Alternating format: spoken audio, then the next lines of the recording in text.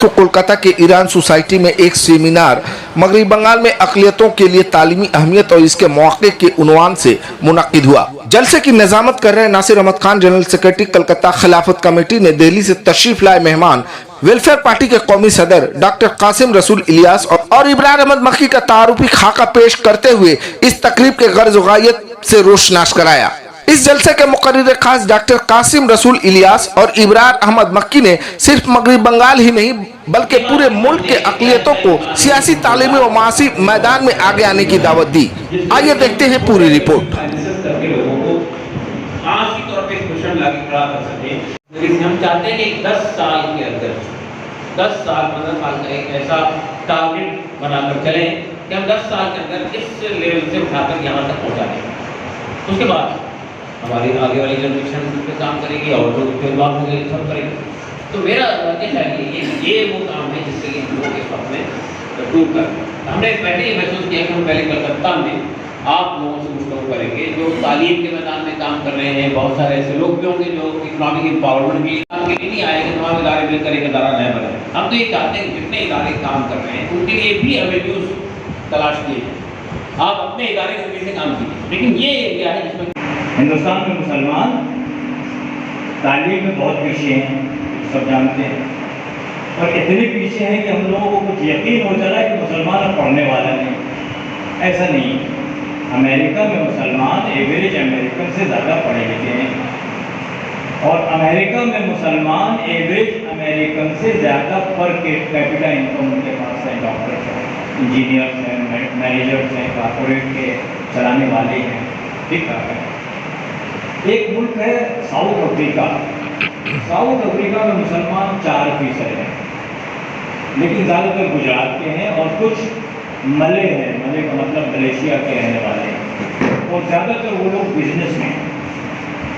उसकी वजह से बिजनेस में होने की वजह से मुल्क में फाइनेंस में उनकी पकड़ बहुत अच्छी है। पूरे मगरबी बंगाल में कि मुसलमान सब कुछ सोचेगा, लेकिन सियासी एम्पावरमेंट के बारे में, तफसील अख्तियारात के बारे में सियासी तौर पर ये मत सोचे।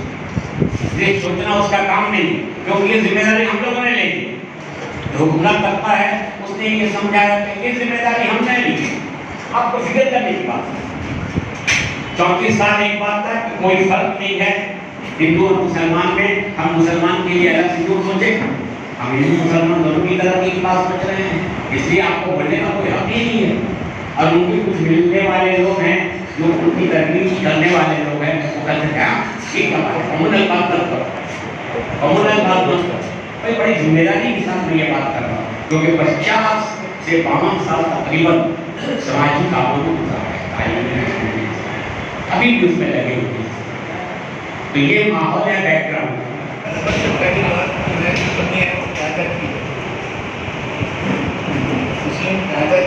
पार्टीशन के बाद से दूसरी चीज़ है जो इंग्लिश मीडियम स्कूल में हम बच्चों को नौकरी करते हैं, वो गार्जियनशिप करना नहीं जाता।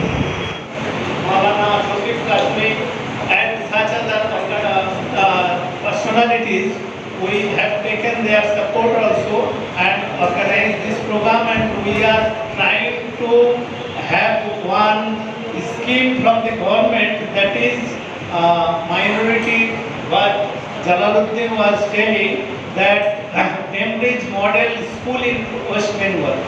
कुरान मजीद की आयत भी है और उसका अल्लामा इकबाल ने एक शेर में तर्जुमा भी किया है। खुदा ने आज तक उस कौम की हालत नहीं बदली, न हो जिसको ख्याल आप अपनी हालत के बदलने का। जो बात मुझे बंगाल के लोगों से कहनी है वो यही है कि देखिए, अब हम सिर्फ़ हालात का रोना रोते रहेंगे, कैसे हालात हैं, हम सियासी तौर पे बेवज़न हैं, हम तालीमी एतबार से पसमानदा है, हम माशी तौर पे बदहाल हैं, तो ज़ाहिर है कि कोई आपका इस बुनियाद पे कोई पुरसान हाल नहीं होगा। लेकिन जब आप ये अज़्म कर लेंगे कि हमें अपने हालात को बदलना है, तो फिर कोई दुनिया की ताकत आपको रोक नहीं सकती हालत बदलने में।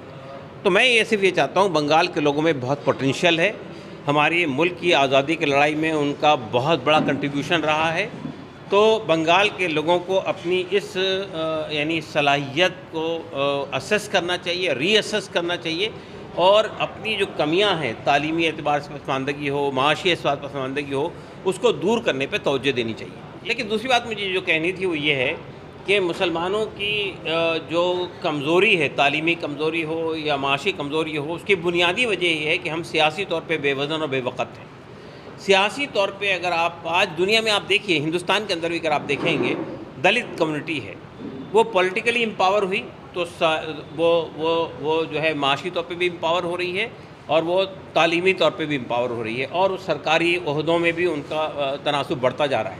इसी तरह से आप देखिए जितने ओबीसी के तबक़ात हैं, आप अगर उत्तर प्रदेश में जाकर देखिए, आप वेस्ट बंगाल में जाकर देखिए, वो कौमों के अंदर भी ये एहसास हुआ है कि हमारी सियासत में हिस्सेदारी होनी चाहिए, शेयर होना चाहिए पॉलिटिक्स में भी। और नतीजा ये हुआ कि छोटी छोटी परसेंट 2% जाट उत्तर प्रदेश में सिर्फ 2% है।